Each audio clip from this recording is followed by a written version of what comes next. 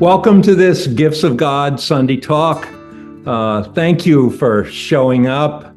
We were talking a little earlier about one of these lines that Tara Singh always kind of threw at us, right? To see what we do with it. And he would often say, "Do you have the ears to hear?" Or if he was in an abbreviated form, he would say, "Are you there? Are you there?" And it would get our attention, And then what he was really saying was, do you have the capacity to hear a truth, okay, and then bring it into application in your life? And then how fast does that take, okay? So for most of us, we hear something that's transformative, that's true, that's maybe something we haven't thought about. And it takes us a while to bring it into application. So our ability to have the ears to hear is only partial, right? So I'll give you an example.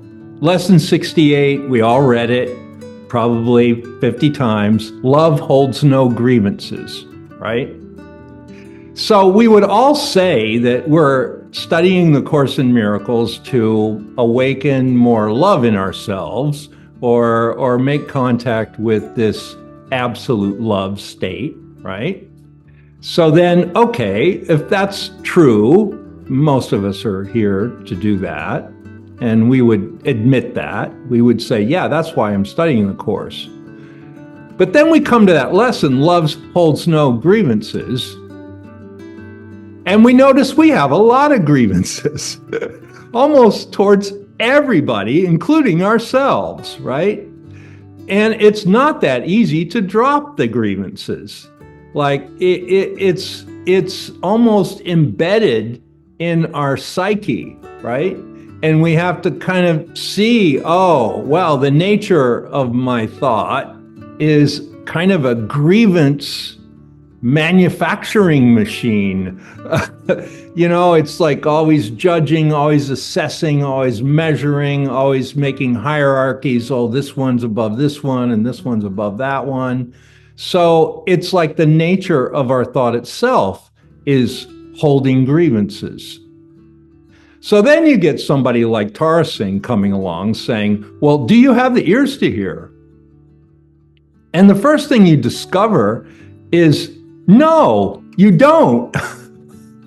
It's very sobering because your premise for studying something like the Course in Miracles is at least in the idea state, very lofty. I'll study this Course in Miracles and I'll awaken the Christ consciousness in me and I'll get closer to that frequency and I'll just live a totally different life. Well, so you notice after studying the thing for 5-6 years, your life really hasn't changed too much since when you started reading it.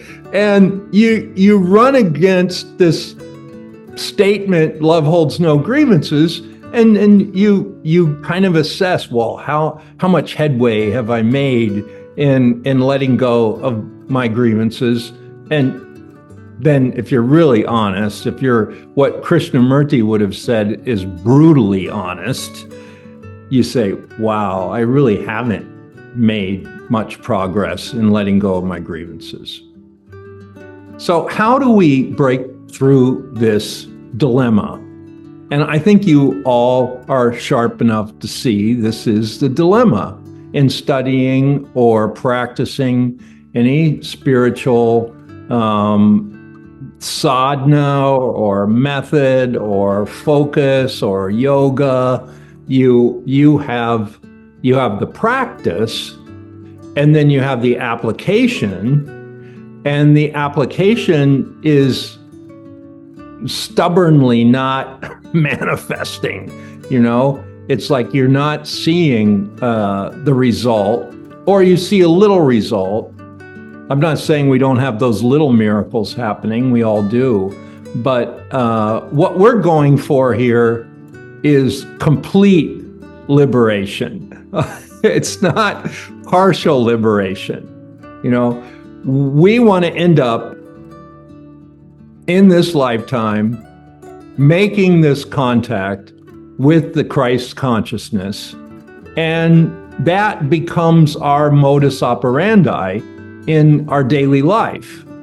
Okay, it's not just an idea, not just a good concept, not just an aspiration, but it's a realization,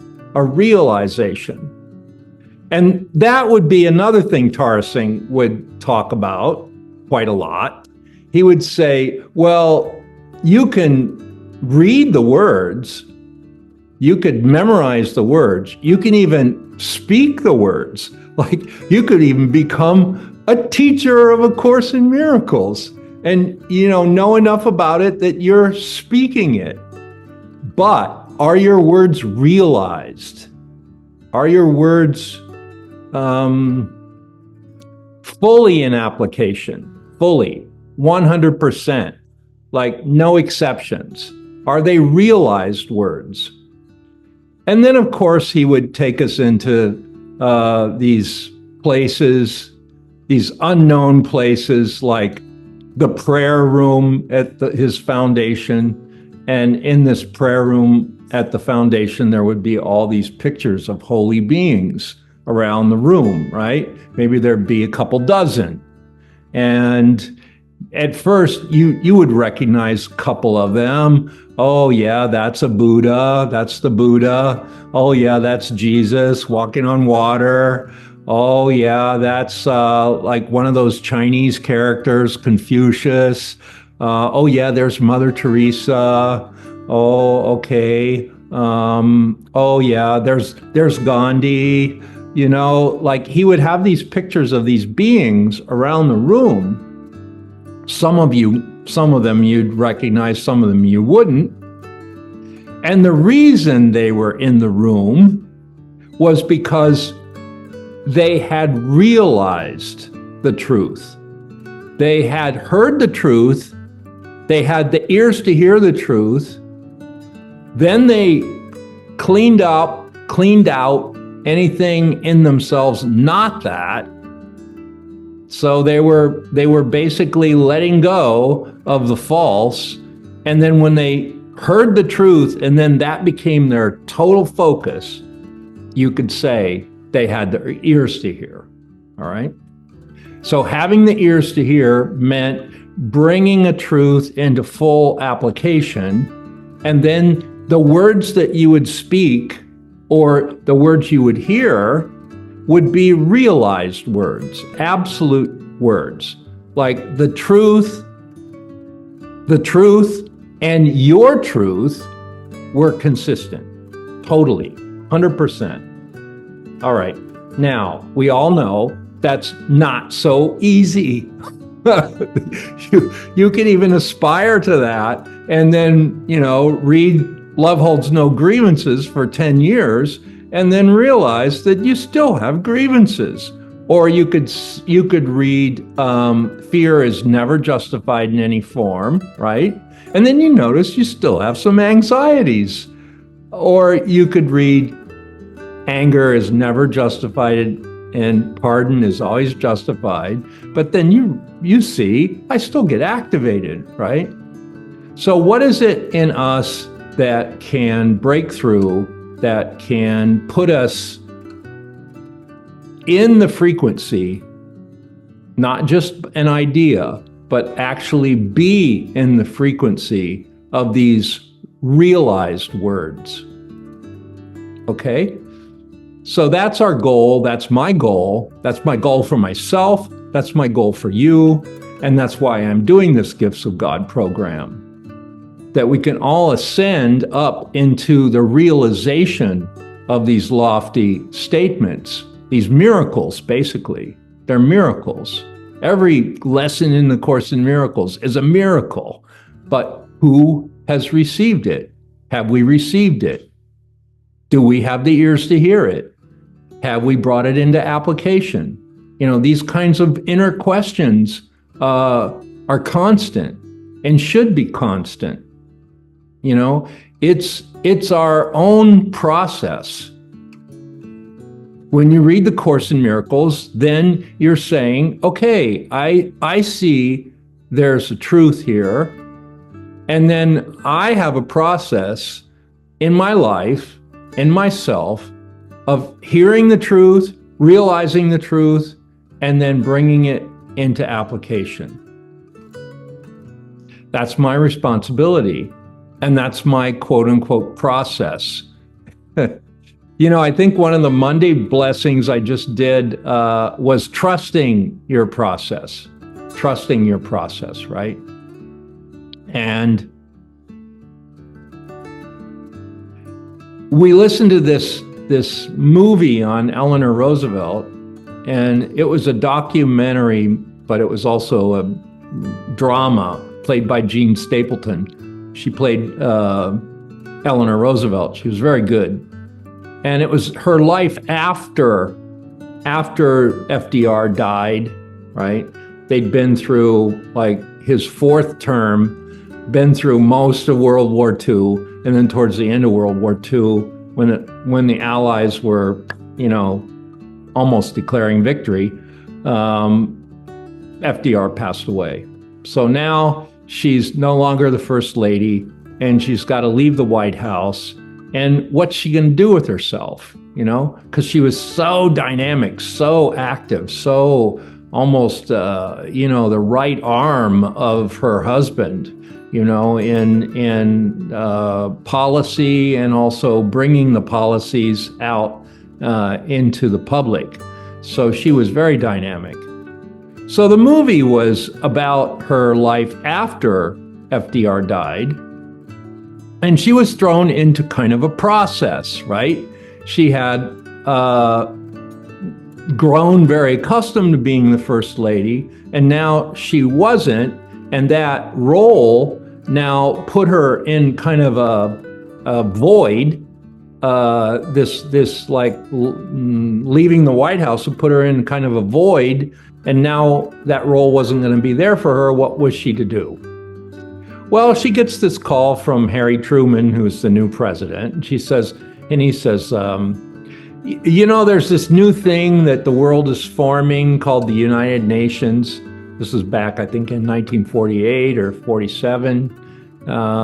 Everybody realized that there had to be some kind of forum where countries of the world could get together and discuss international issues, right? So they formed this United Nations. And Harry Truman calls up Eleanor Roosevelt and says, I want you to be one of the U.S. delegates to the United Nations. It's meeting, this was before they set it up in New York.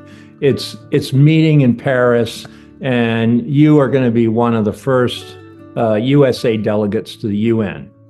Fine. Well, she said, but I don't know anything about international law. I know I visited Europe during the war. I supported the cause. I was, active in that. But as far as writing laws for international, things and constitutions, I don't have that background. And I don't think I really should do it.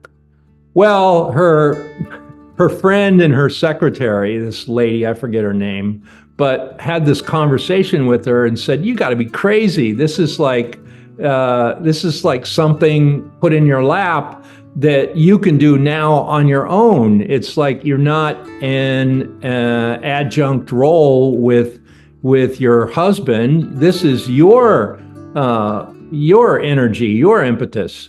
So she thought it over, and even though she had her doubts, she took the post, right? Now, this is about trusting your process, having the ears to hear. So she got on the boat and she went to Paris and blah, blah, blah.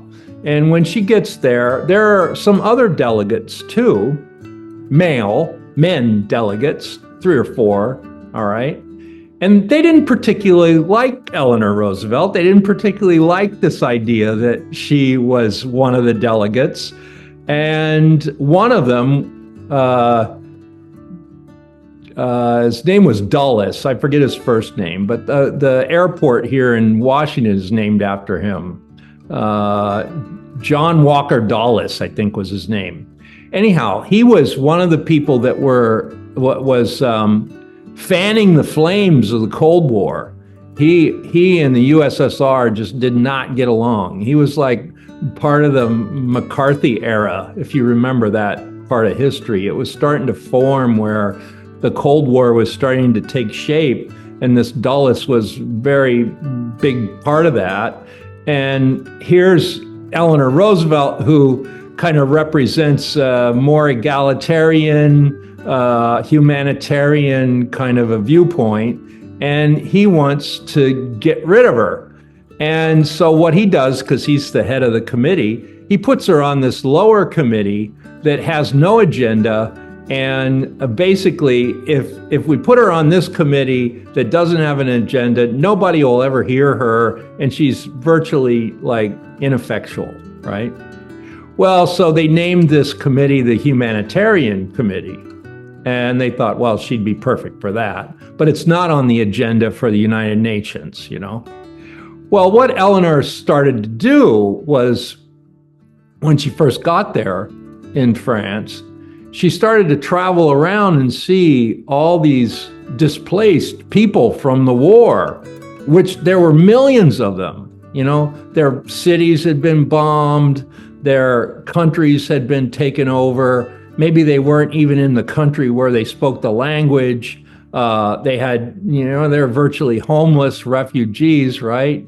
And she's going around to all these different places and meeting these people. And it's touching her heart so greatly that she gets this inspiration.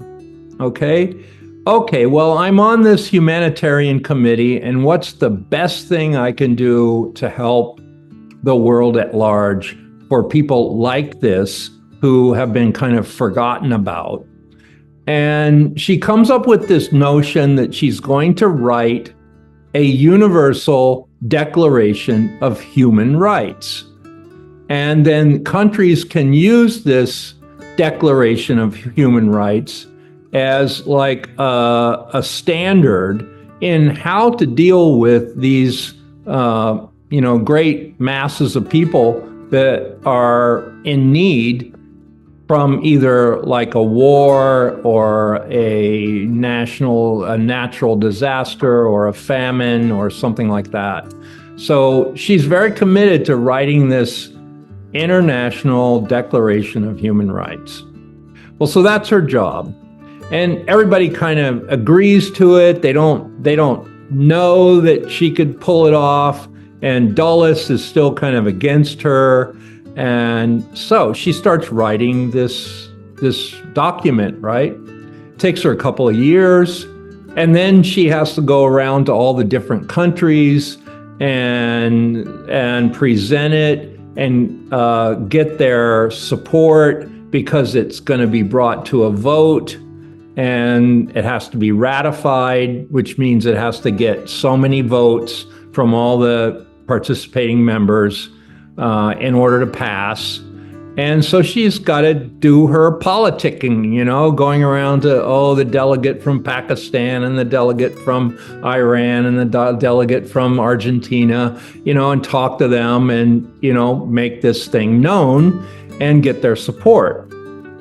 Well, so in the middle of that, there's this beautiful scene where on one of the trips over there, she took her grandson, and he was like college age. And he said, Grandma, what I really want to do is like put college off for a semester and just come with you. I've never been to Europe, and just come with you to Paris. And, we can have a lot of fun, and I can help support you in this work and blah, blah, blah. So all these fears are coming up in Eleanor Roosevelt. Oh, did I bite off more than I can chew? Did I, take on this project that's going to die on the vine? She just had all these doubts come up, which is like her process, right? This is about trusting your process. Well, her grandson was so positive minded. He said to her, "Wow, Grandma, you got nothing to fear." It was like a lesson right out of the Course in Miracles. You've got nothing to fear. Just keep moving forward. And she said, "Oh, you sound just like your grandfather." So FDR was quite a positive person, right? And most people didn't even know that he had polio and that he was crippled. And because this was before TV and the media to that extent, there was a lot of radio communication. So people in the general public didn't even know that he was crippled, and when he would give a speech in public, they would kind of bring him up ahead of time and kind of prop him up so that it looked like he was of his own accord, there. So very few people knew that he had overcome this quote unquote disability.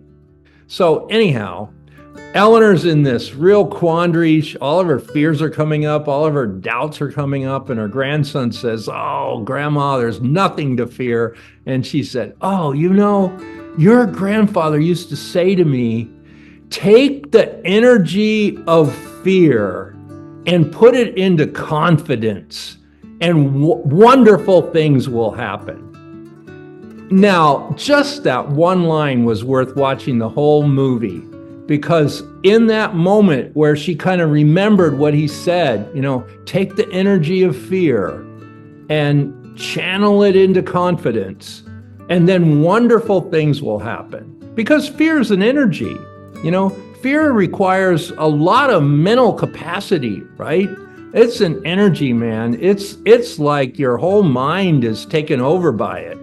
And if you take that energy and you just adjust it and put it towards confidence, then you're out of the fear and you're into the things moving, and then miraculous things can happen, which they did for Eleanor Roosevelt.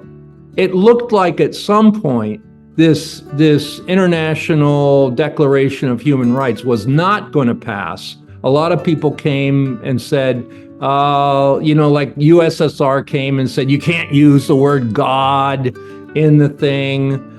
You can't even refer to a creator because that implies God. They didn't like the line, all humans, all men are created equal. Oh, and then there was a prime minister from Pakistan who was a woman. And she said, well, I don't like it that you say all men are created equal. What about women?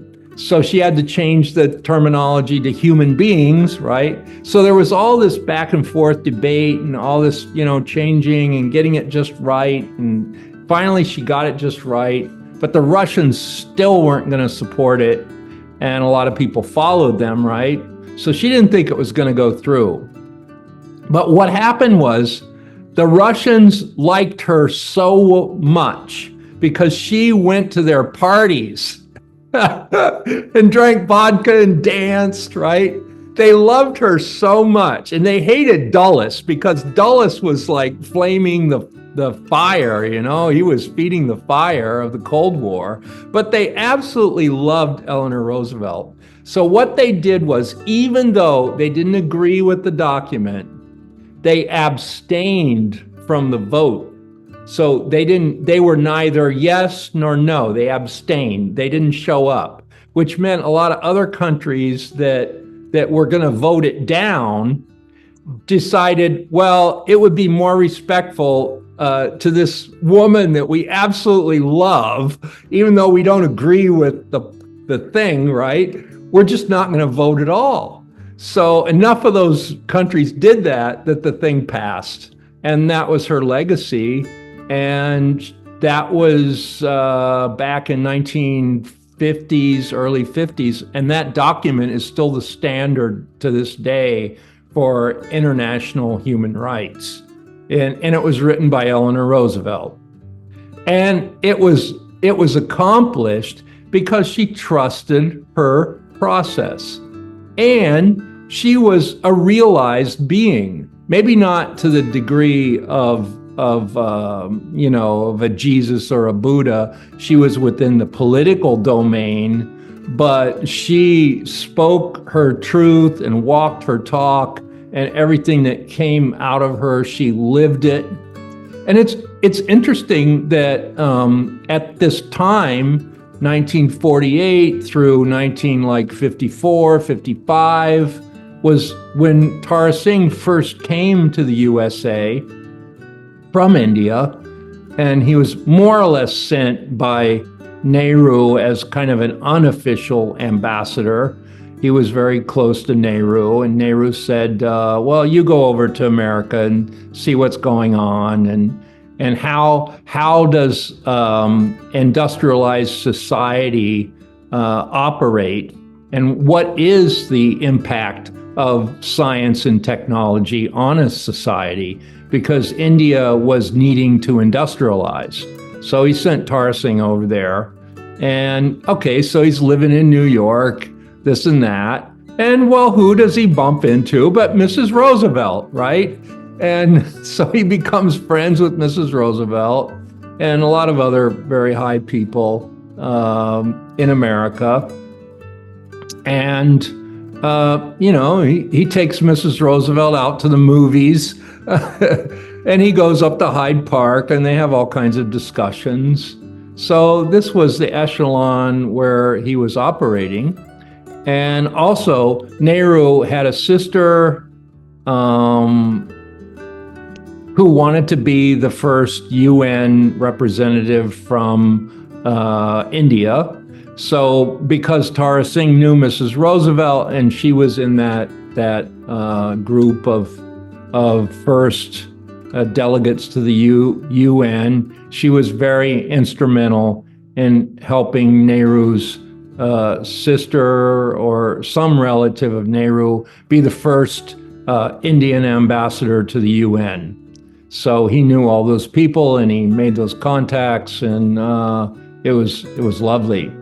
And those are the kinds of people that he hung out with, at that level. Well, okay, now this, fast forward, this is an example of having the ears to hear. I'm going to tell you this story. You're going to like it and it's going to amaze you. And you're going to wonder how anybody could ever do it, right? So he was in New York and he was, in those echelons of government with those people, not just Mrs. Roosevelt, but all kinds of senators and Supreme Court justices and so forth. I think he was friends with William O. Douglas, who was one of the Supreme Court justices. And very comfortable in that milieu, right? He fit right into it. His father was upper class businessman, and he had made these contacts with the new leaders of India. And India had just formed their new government. So he was very comfortable in those environments. Well, one of his friends one day came to him and said, hey, I heard this speaker and he was so amazing, and I think you should go hear him. And Tara Singh inquired a little bit, and okay, well, who is he and what's he talking about? And oh yeah, his name is Krishnamurti and he's from India, but he was part of this Theosophical Society and he gives talks now. And Tara Singh says, no, I'm fed up with Indian gurus. I don't ever want to hear. I don't ever want to go that route anymore. I've done it. I've been there. I've done that. I've been an ascetic in the Himalayas where I renounced everything. And, I had a teacher and blah, blah, blah. And for 3 or 4 years, he had this teacher and he, totally renounced the world. And he didn't want to have any part of Indian gurus. He said what India really needs is industrialization and modernization, not more quote unquote holiness. So his friend said, well, okay, but this guy's a little different. I think you'd probably, hear what he has to say. And yeah, so yeah, Saunders reminding me that talk about the lesson, which I will, but we've got to get through this part first. So he decided that to please his friend, he would go hear this gentleman, Mr. Krishnamurti. Well, it was almost like a fate or a destiny, because he went and he sat in the front. And, often in cases like this, it's like, well, obviously Krishnamurti had never met him before, didn't know him from Adam. But there's something in the frequency where the speaker knows what the audience needs to hear, and they talk about that topic, even though they may not know what's going on in the minds of the people listening to them, right? Well, one of the first things that Krishnamurti said that struck Tara Singh kind of like a rocket, he said, politics never, ever solved the problems of man. And then he elaborated on that. But basically, that was the truth that he was putting forth.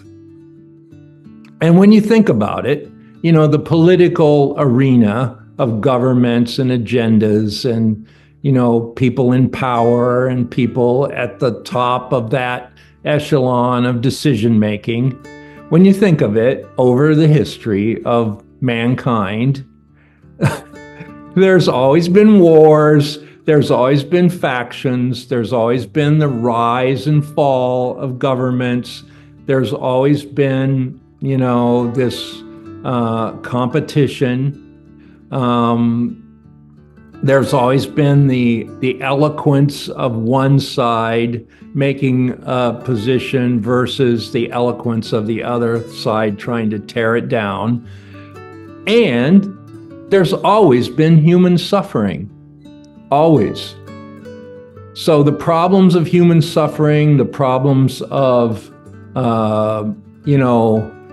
economic and social inequality, those have always been around since the beginning of time.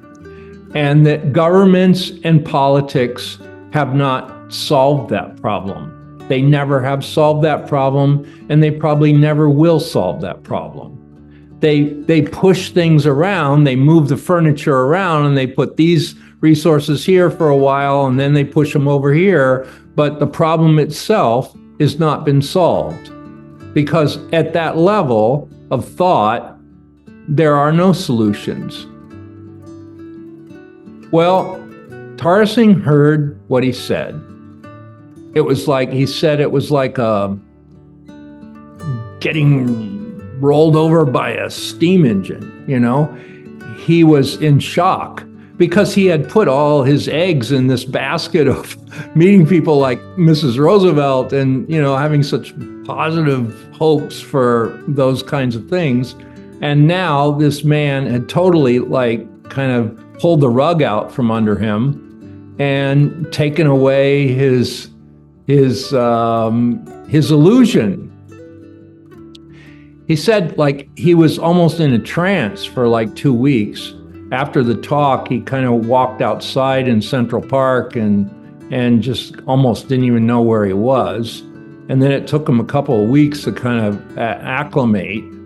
But then he realized that this was his teacher, Krishnamurti.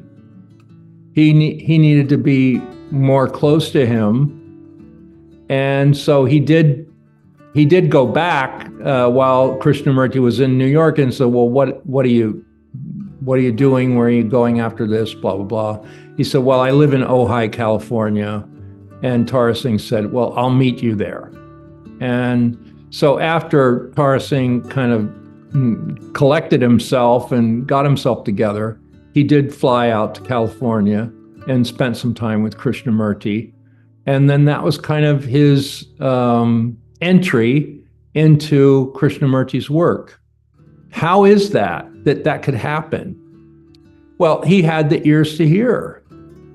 When Krishnamurti said politics never solved the problems of man, he heard it. And instantly, his life was changed. Now, you or me at that level probably would have been very attached to our relationships with Mrs. Roosevelt and all those other people.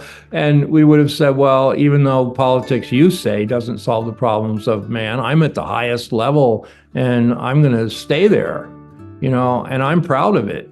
That's what most people would say. But to let that truth kind of change their life, that's another story. So Sandra reminds me, talk about the lesson, 183. I call upon God's name and on my own. And I know there's a reason why I shared that whole thing with Tara Singh, and it'll become clear the more I talk about it.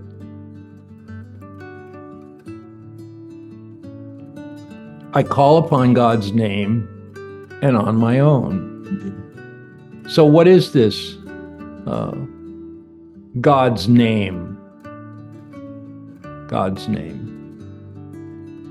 Coming back from the ashram, Babaji's ashram, that was very much on my mind, because when we're in those kind of Eastern settings with Eastern teachers like Babaji, the mantra or the word is very important and very revered.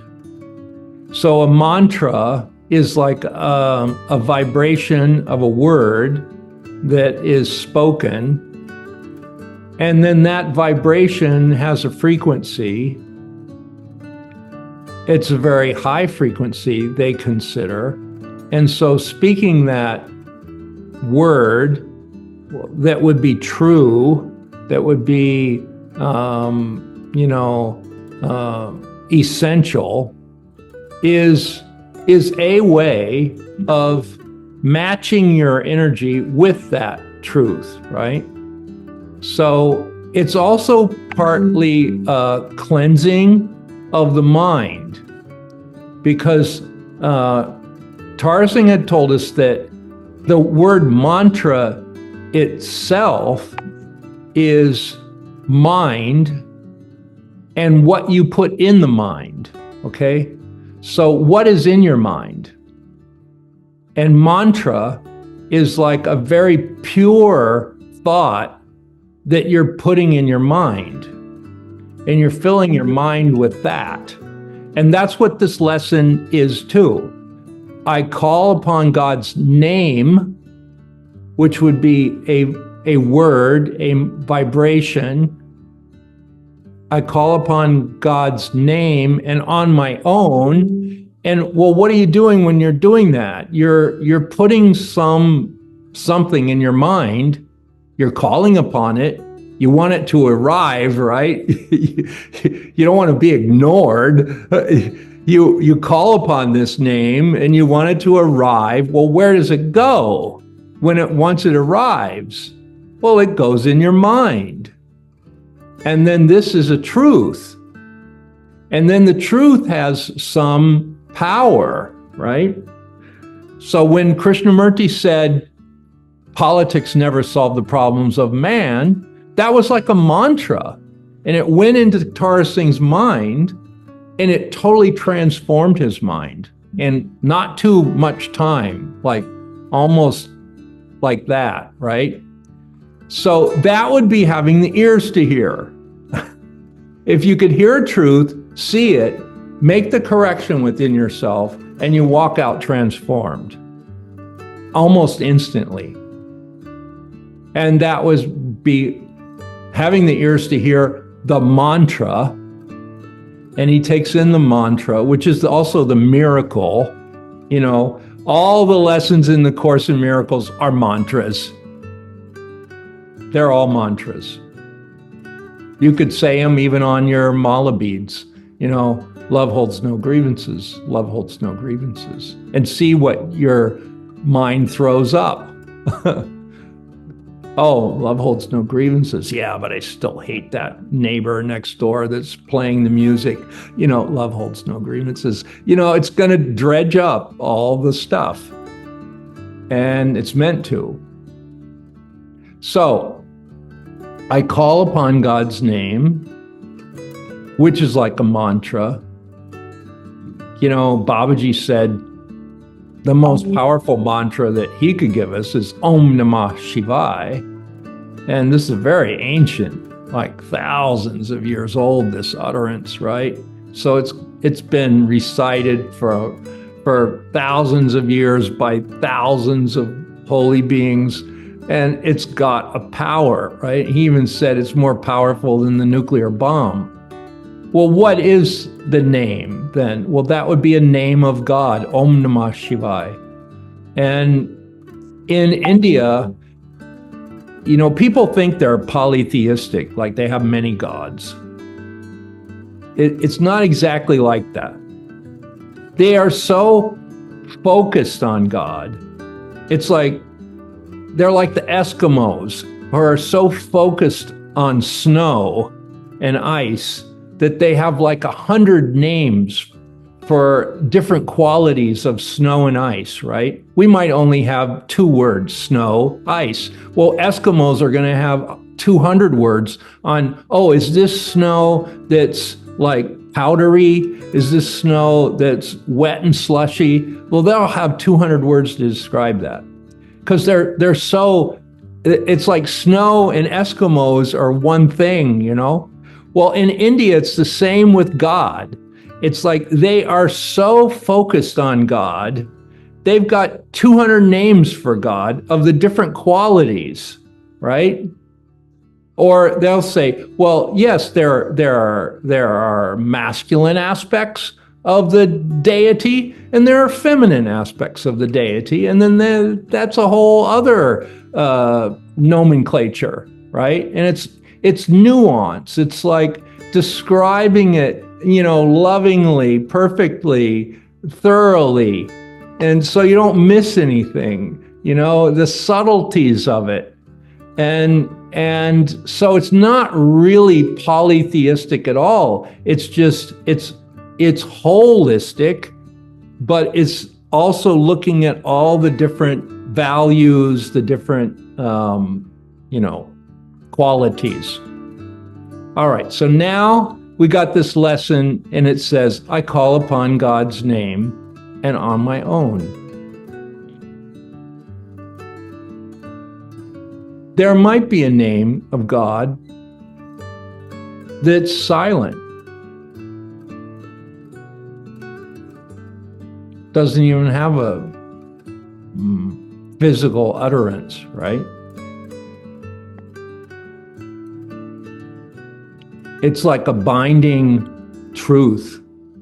It's like a will that's whole. It's like an action of creation.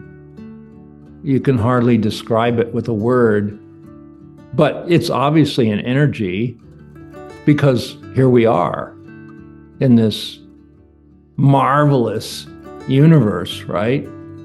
Here we are, we're here. How did it get here? How do we get here? And what is this force that put it all here? I mean, it just kind of silences your thought just to even get close to that question.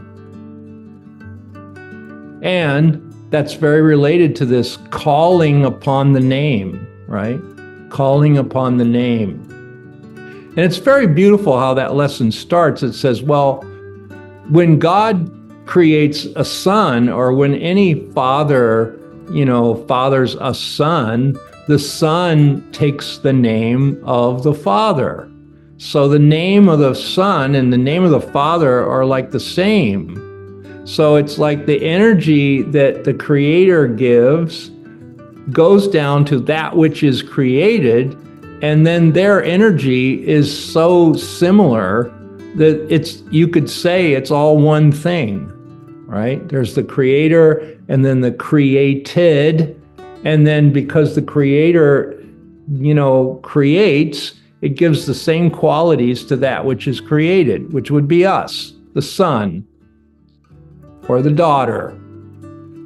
And then we have the same power in our true name that our creator has. And you could call that love, you could call that truth, you could call that, grace, whatever you want to call it.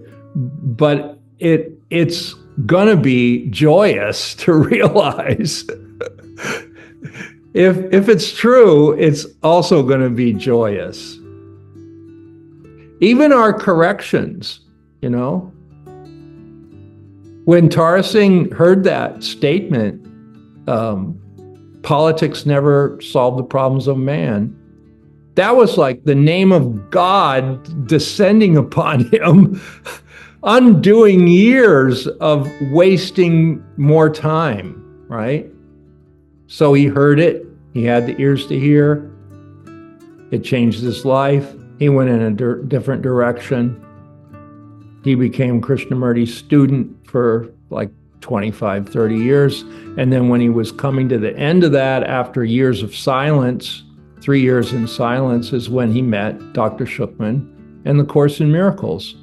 And that started a whole nother cycle of another 25, 30 years of his mission. It's like when Mrs. Roosevelt left the White House, right? She'd been the first lady, and then she's appointed this delegate to the UN. That was her mission. You could say her life before that as the first lady was FDR's mission. She was a support to that, but her mission started after. It was more international. It was more humanitarian, Not that FDR wasn't humanitarian, but he had other things to do too, in the Depression and with industry, and then the World War II. But with Mrs. Roosevelt, it was strictly humanitarian. And so with Tara Singh, he went through his years of tutelage with Krishnamurti, and then he was given this blessing of sharing the Course in Miracles. And you can bet he was calling upon the name of God every step of the way. I call upon God's name and on my own. And that was his mantra. And that was what he put in the mind.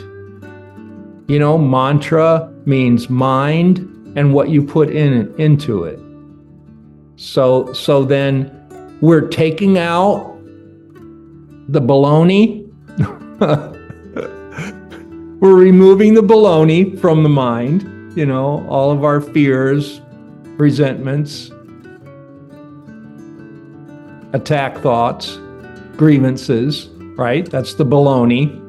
And the Course is very clear about what that is. You've got fears, you've got attack thoughts, you've got grievances, you've got whatever, limitations, doubts. None of that is your true self, but it's in your mind, so we have to remove it first.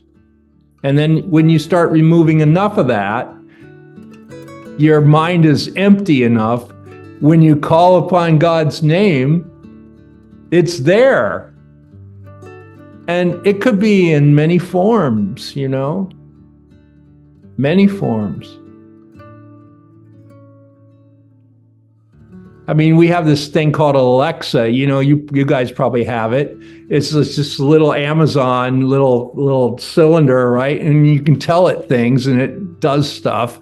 And we've got ours hooked up to Amazon Music, and I got over my money case enough to pay the $3 a month to access their files, right? So I can just pretty much ask it to play anything now. So this morning I looked over, I said, hey Alexa, I want to hear Handel's Water Music. He see, there she is right there. She's gonna play. There she is. And there's water music, right? Now, How beautiful is that? That is like calling upon God's name. And there it is. So, what an age we live in. Alexa, quiet. Thank you. So, we have to expand our minds, but first we have to empty our minds. And that's the point that Tara Singh always went back to. You have to first come to a still mind, an empty mind. That is your first responsibility. And that's getting out the baloney, the grievances, the attack thoughts, the fears, the doubts, And then you've got FDR telling you, take the energy of fear and put it into confidence, and then wonderful things are going to happen. Golly, Ned. I when we heard that on the movie, I said to Sandra, stop right there. I got to write that down. And I went over, I got my little pad and I wrote it down, right? And then it was like, I can't remember, was it the Friday blessing or the Monday? I can't remember which one, but it became the whole theme of the whole thing. And oh, it was so beautiful. And I'll never forget that. Like, take that energy of fear and put it into confidence. And then wonderful things are going to happen. And that's what is happening, Yesterday, we had 33 people on the mantra breathing. And it was the first time where I really felt, yep, this thing could grow. I really felt that, I turned a corner. We've been working on this mantra breathing for over a year now, and I just felt finally like divine forces are helping me. And, maybe we'll have a breakthrough with a few more people on the gifts of God. But hey, it's all good. And it's all perfect the way it is right now. I've had these Sunday talks where only one person shows up. and I give the talk anyway, Well, as long as you have one person listening to you, it's okay. And they must need to hear it, and I must need to say it. That's what you got to get about this process. Like some of the things I'm saying, I've never said before, even thought about them. And so I'm saying it to myself too. Like they're new to me too. And I'm discovering in the moment with you all too. And that was exactly how it was with Tara Singh. He would share things that he'd never said before. Well, where did they come from? Well, he was calling upon God's name, and God's name was coming through him, and he didn't know what he was going to say ahead of time, but it always came out true. Because if you're connected, you're only going to be saying true stuff. You're only going to be doing true stuff. You have the ears to hear. You brought enough of it into application. Like maybe we still have a few grievances, but we know to the degree we hold on to them, we're sabotaging ourselves. So we do know we have to let go of grievances. And that's a big step, just to know that. You know how many people don't know that?